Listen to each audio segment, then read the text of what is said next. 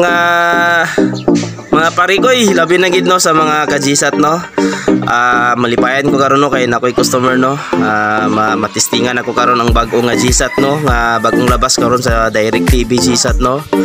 Katong ilang mga bagong nga box karon nga Koreasat 5 ng ano no, parameters guide niya.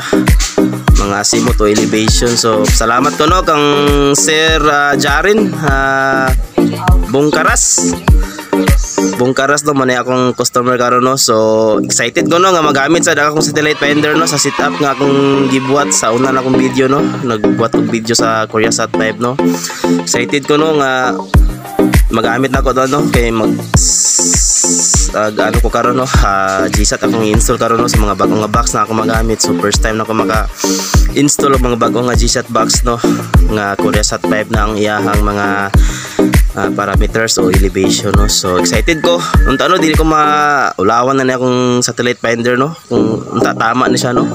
Bale ang Koreasat 5 nga mga setup no sa satellite finder mga ka-Gsat no is dual lang iyahang frequency no. Sa akong video is isa lang ako na-add transponder no. Sa frequency sa transponder isa ra ako na-tag dito pero duha lang ang iyahang transponder no. Ang una to is 12310 o ang isa is 112270 tayo no. Pero pwede kaya pa magamit sa isa lang no, pili lang mo gato no, TP1 o TP2. So duha lang yan transponder. So tara no, ubani ko nyo karon no. Ug akong ipakita no, ibalihon na to atong camera, ipakita na ko ang akong area no, ang plaster sa akong plano nga butangan sa akong disk no to. Tara no. Ayan no, ayan mga ka-Gsat no, morning balay sa atong installan karon og Gsat no. Ayan no, unya ako nang ipakita sa inyo pag-assemble yung disk no. So diri akong plano ibutang no, diri lang sa naigababag no kay para ligon siya. Kaya yung TV naraman dito no. Kanon ni amakan luyuan ang outlet. So duol kay na back to back man siya bali. So diri akong plano i-plaster no kay mas duol pa siya, dali ra pud ang atong pag-plaster no. So karon mani silang manong no. Kini ay ikaw boss nga ni mo shout out sa mga boss. Jonathan. Jonathan. Ay unsa man ni sir? Gagaw ni Sir Jared oh. Jonathan.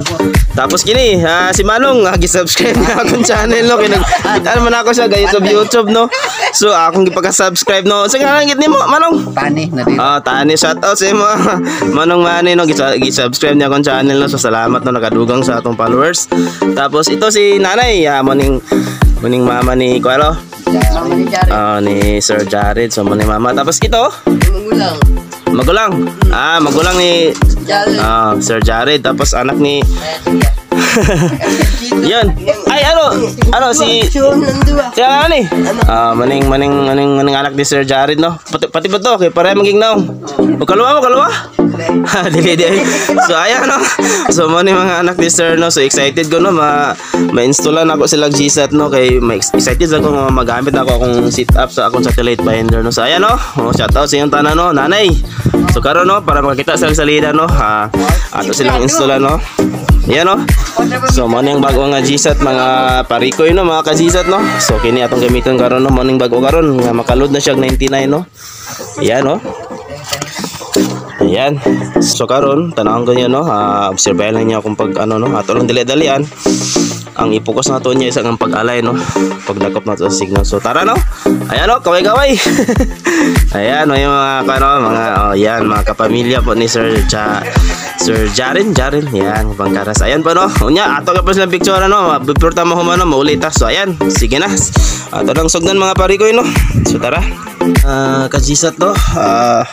Kaulahan na siya no, so wala na ako napakita kay ninyo no, ang pag-assemble ginawa ko sa step by step no, pero mo nila ang finished product mga parikoy no.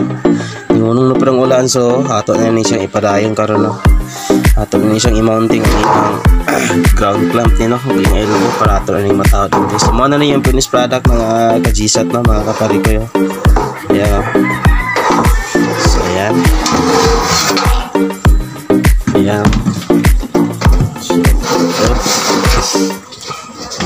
Ano yung mga plaster no. So mamawara gyud siya no, lugway no, plastic lang iyang butterfly clamp sa iyang disk reflector sa Gsat no. Sa mga signal is mga metal gyud siya no. Ayan. Para no, ato na lang mounting yung ground clamp to para ato na lang ma-plaster niya. So tara. Pare ko yun no, wala na akong ipakita sa inyo ang pag-mounting gid no sa iyang ground clamp no, kay kaulan siya so gidili-dalian ako. So at least no, na-mounting na ako ang iyang ground clamp, ang iyang elbow no. So ang short elbow akong ginagamit no, kay mostly gipod no sa G-Sat mga short elbow ang ginagamit no.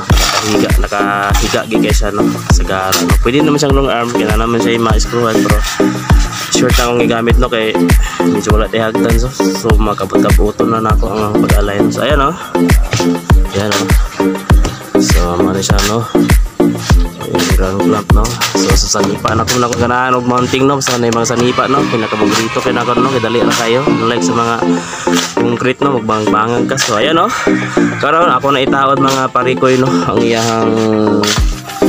iyang plato no, tapos ato na din dakpon karon no. Kita na ko sa inyong pag-alay no, dili na to kutlo no, medyo na to ang pagdakop-dakop sa signal no, asa iyang quality no atong saksiyan no. Banigan din no sa una to sa atong madiscoveryan sa New Curiasat sitting no. So ayan no, muna na yung kuan, tapos ano ato nang kuan ng display mga pare ko yun no, para ato ma-plaster. Tapos dakpo na lang ato no, kay excited na po ko no kung gumana ba ito atong gisit up sa atong satellite finder no. So tara no, plus mana natin no, paano to atong display no, na atong plato ato yung isabit karon no, para dakpo na nato no, kay napagigahulat sa customer no, wala na mong gadyan no, so matanggom ta ka jet no. So atong paninggamutan no, ma-perfect atong trabaho karon. So karon ato na isabit dadto no, tapos muna natin.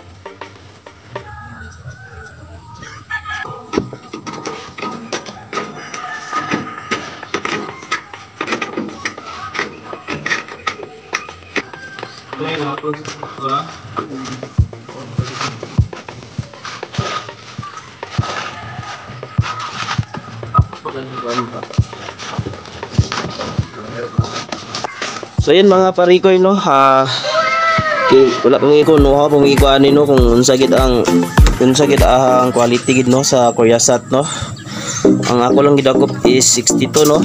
Ako lang ipakita sa inyo no nga kung madto ko sa satellite, return ta, kung madto ko sa satellite okay ni siya Curiasat na ning beaming parikoy no, o sit up sa akong satellite finder. So 62 sa akong gidakop no, ganina nidagan sa 63 no, hatod sa temporary no.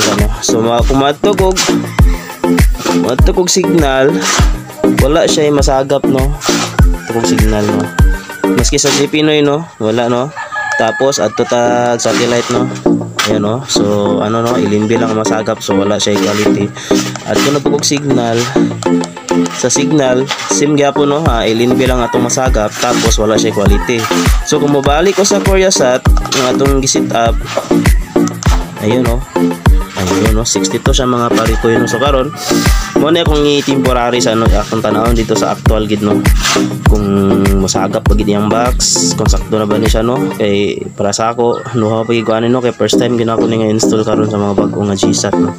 So tara no mga parikoy no, sulod ta sa TV karon no, kay okay na gyud ang quality ani, mudagan lang siya mga 65 pataas, okay na kay siya no, pwede na gina siya no, hindi na siya mataw-ataw. So karon no, sulod ta karon no, atong i-monitor karon ang box nga bag-o no, kay excited na po ko no. So kini siya 61, 62 sa no, temporary sa no.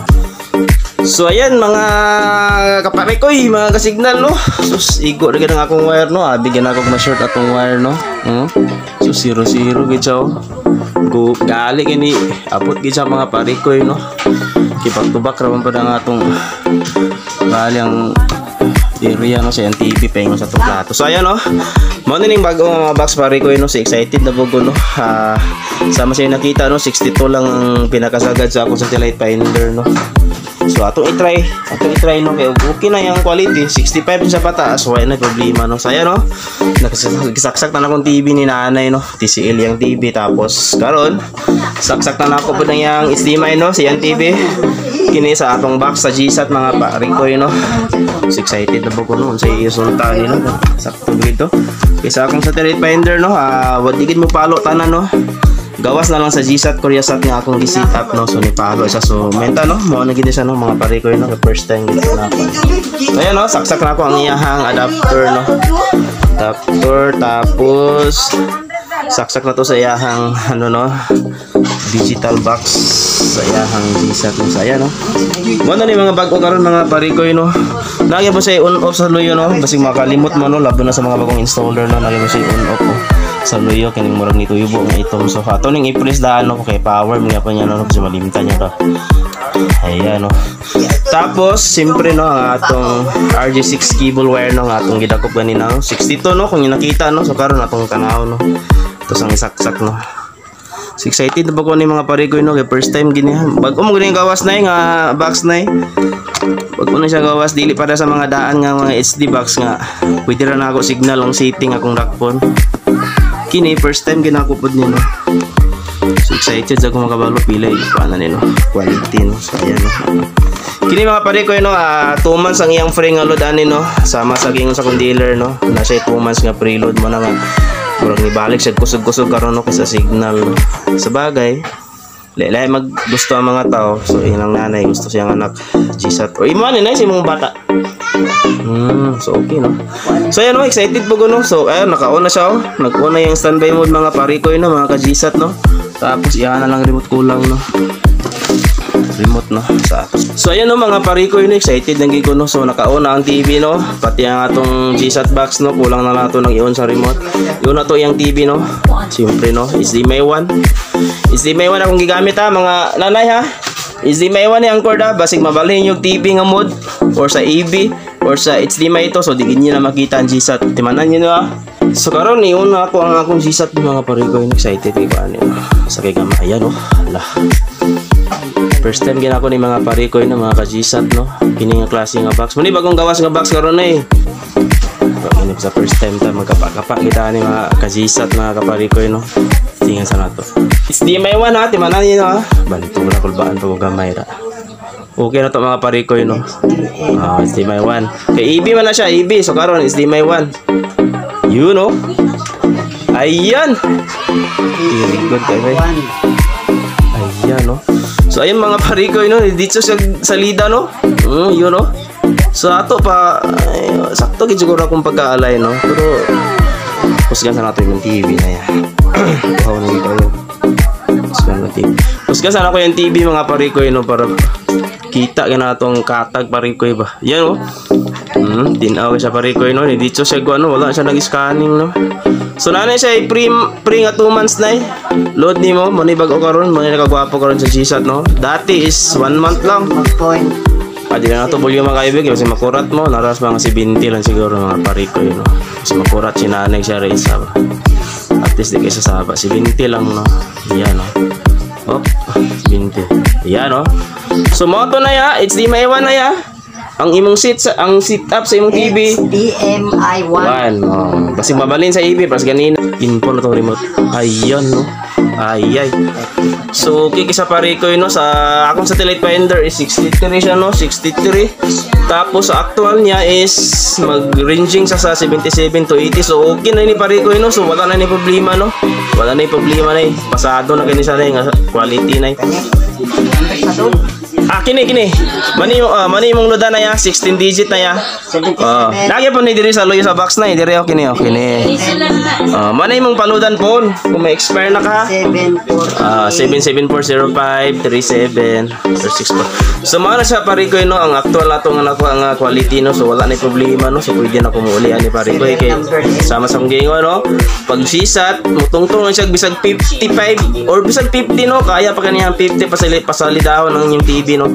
So samot na ni kay 80 siya mga ka-GSAT no. So wala na problema, so okay kayo no. So ato pa successful gid akong pag beaming no. Ayan no. 77 no. Ayan no.